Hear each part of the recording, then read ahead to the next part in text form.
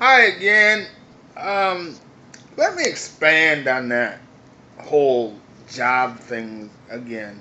Like I said, it's not like I don't want to get a job. I remember in Alaska being called into um, a minister's office, and they were so concerned that I didn't have a job. Um, and it's and just to add a little bit on to my last blog post. It's not that I haven't had jobs. I've worked at First Student up in Alaska, and I had that job, and I was extremely overweight at that time, and part of the requirements are that you have to do things in a timely manner, and that didn't work out because I was fat, and so I couldn't do what I wanted to do. I love my job, and plus I had somebody tell me that I was making more on Social Security and SSI at the time than I was, you know, on the job, and so they asked that, or they said that I should basically quit. But I didn't quit. I got fired because of my time and whatnot. And but after my first student job, I worked at Walmart in Denver, Colorado, and I got fired from there too because I was homeless at the time, and my roommates didn't want to take me to work because I can't drive, and the bus system there is totally out of whack. And so I was going from hotel to hotel. I did my job good. I was a stock boy. That means where you push the carts in. I love that job, but I got fired from it. So basically, yeah.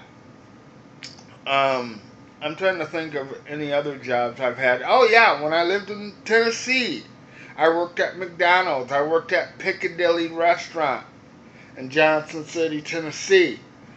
And that was a pretty good job. The only reason I left that job was because I had vocational school and it was hooked up with the rehabilitation thing. Because right now, and I'm not making excuses, okay? But it's pretty hard for a legally blind person or a handicapped person these days to get a job. And I'm not complaining. I'm not saying poor me, but the way it was supposed to be is I went to a vocational school in Tennessee that specialized in helping handicapped people find jobs. And so I took the courses, and after I got out of the course, they were supposed to help me find a job. Well, my home office in Tennessee was supposed to help me find a job, but they didn't really, you know. I applied for a couple jobs there. I remember I applied for one job, and I probably could have sued them because it was a daycare job. Okay, I applied for a job there, and we went through the interview, and the lady, I will never forget this, said, "Yeah, we would like to hire you, but you're blind." They just came out and said, "I'm blind, so we are not, don't feel comfortable." In other words, they didn't feel comfortable about hiring me because I was disabled. I'm not totally blind, people. I can still see. I but I'm on a limbo line. Okay, I like to call it a limbo line. You know, and most people won't hire you these days because of that. Now, there are some handicapped people who are hired, and I understand that. But they work at places like McDonald's, Burger King, and I'm not downing those places. But, and there's some people who who are judges who are blind and disabled and all that. My thing is I don't believe people took the time out for me. You know, people didn't invest, because I would sign up for these things. I would go through the courses. I would vocational rehab. I would do all this. And my expectation was, please help me. You know, help me find a job. Help me get a job. I would do what I was supposed to do, but none of them would do what they were supposed to do. Or I would my intentions were to go in good with an employer interview, but when they saw my eyes, I'll take my glasses off, they wander. And so, just like at McDonald's, I don't believe they hired me because of my eyesight. That's the first thing they recognized. And that's not fair. Excuse me, I'm doing this cold. It's not fair. But again, I'm at this point where I'm just going to sit home, and if anybody has a problem with me just sitting home collecting SSI, SSA, you know, do something about it. Help me out. Okay? I don't want to leave Montevideo, where I'm at, Minnesota.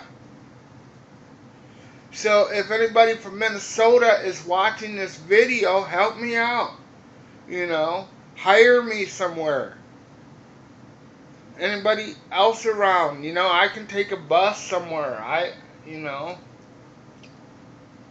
And but don't sit back and judge me because I'm drawing SSI and Social Security if you're not going to be able or want to hire me. Because I love to work. I want to work before I'm having hip problems, and I want to work before my hip problems set in. Okay? I feel guilty about staying home. I feel guilty about doing what I'm doing. Okay? There's a guy in Walmart, and I don't know if I can be rehired there. I don't think I can. But I'm going to probably apply there.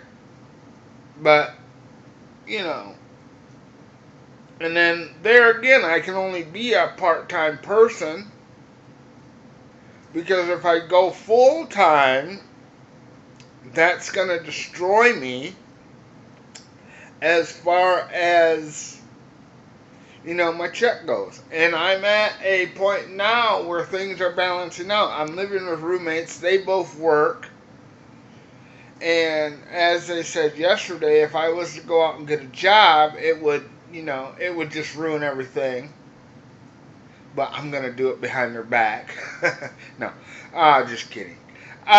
No, but my thing is, people, I'm not lazy. I don't choose to be lazy. Okay? I want a job in the worst way. So, my thing is if I'm not on welfare. Now, there are people who take it to the extreme, and I'm not one of them. There's people who will have babies, who will sit home and collect welfare. Or there's people that will draw SSI and Social Security, and they're cracking down on this. And that's one reason why I have to also weigh my wanting to work with my SSI and SSA, because they're SSI and SSA. I should talk slower, but they're coming down hard on that.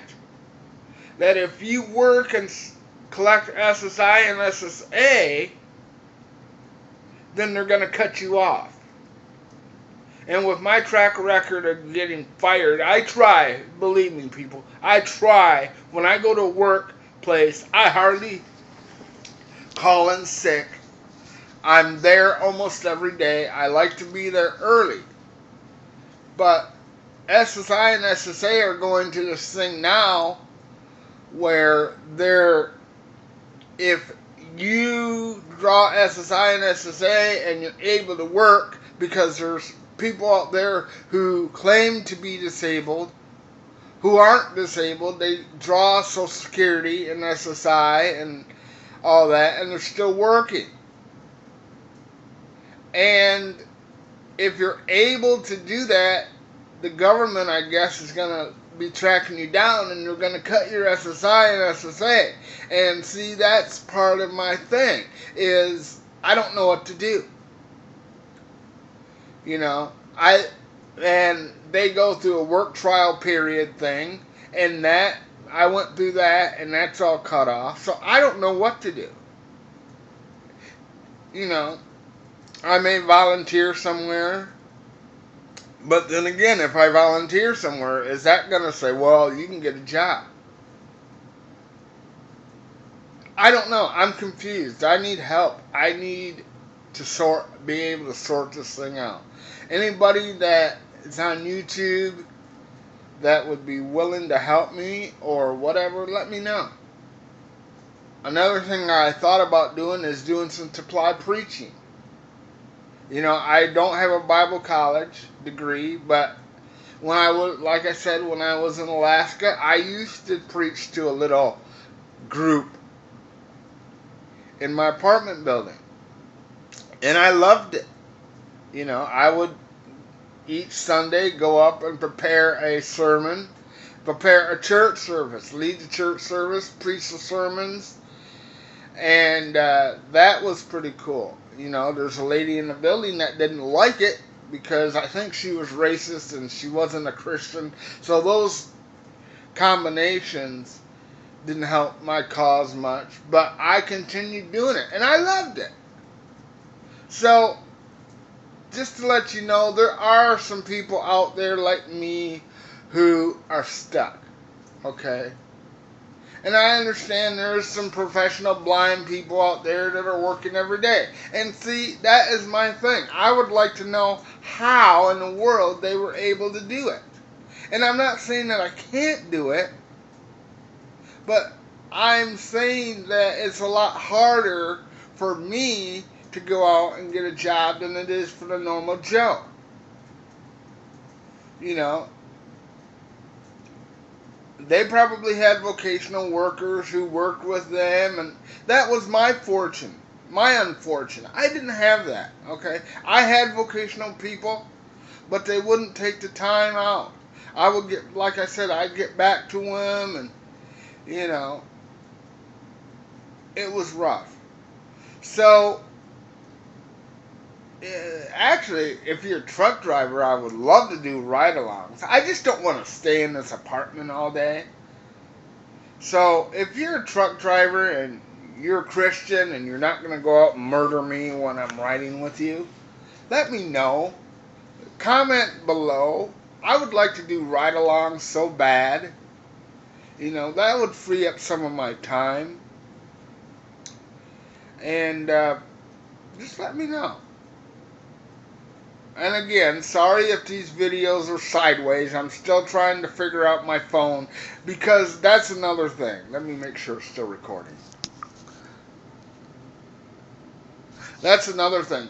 When I go to watch my videos again, it appears right side up. But when I get it on the YouTube, it appears sideways. So, like I said, people, stick with me. If anything, just listen to what I have to say. Okay? Join my Facebook, because I'm going to start sermons here shortly. And I'll probably do another channel on sermons strictly. I love you guys. And again, Merry Christmas. This is Jermaine. God bless.